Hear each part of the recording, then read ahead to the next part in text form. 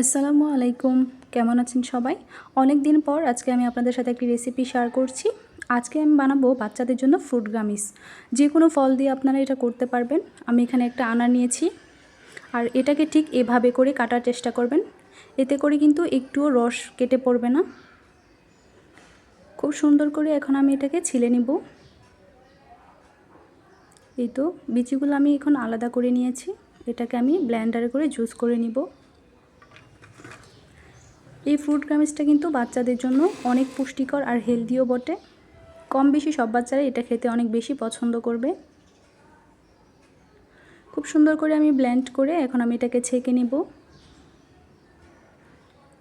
তো এইভাবে করে চামচ দিয়ে চাপ দিয়ে দিয়ে জুসটা বের করে নিব। তো এইভাবে করে জুসটা বের করে নিয়েছি।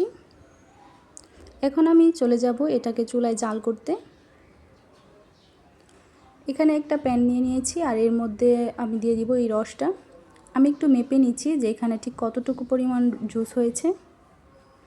ঠিক 1 কাপের মতো হয়েছে। তো এখনও কিন্তু চুলাটা জ্বালাইনি। এখন আমি এর মধ্যে দিয়ে দিব 1 টেবিল চামচ পরিমাণ মধু। যদি এটা বড়দের জন্য করে থাকেন, টকটকটাই বেশি স্বাদ লাগে, মধু এখানে না দিলেও হবে। এখন এর মধ্যে দিয়ে দিচ্ছি 1 চা চামচের মতো আগার আগার পাউডার। এখানে আমি হাইকো ব্র্যান্ডের আগার আগার পাউডারটা নিয়েছি।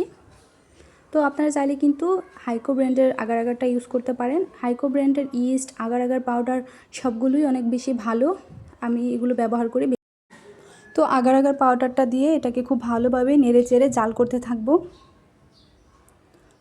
যদি নাড়াচাড়া না করেন তাহলে কিন্তু নিচে লেগে যাবে বা জমে যাবে জেলিটা। তো এইভাবে নাড়াচাড়া করার পর দেখতে পাবেন যে জেলিটা কিন্তু জমে গেছে। জুসটা অনেকটাই পরিমাণে কমে যাবে, এটা আস্তে আস্তে জমাট বাঁধার মতো হবে। ঠিক তখন চুলাটা অফ করে দিব। এখন আমি এখানে একটা সিলিকনের মোল্ড নিয়েছি। তো দেখতে পাচ্ছেন এই মোল্ডটা কিন্তু অনেকটাই ছোটো। আপনারা চাইলে আরেকটু বড় মোল্ড ব্যবহার করতে পারেন, তাহলে যে গামিজগুলো বানাবো এগুলো দেখতে অনেক বেশি সুন্দর হবে। তো খুব দ্রুত করে কিন্তু এই কাজটা করে নিতে হবে, কারণ জেলিটা কিন্তু এই পর্যায়ে প্রায় জমে যাবে।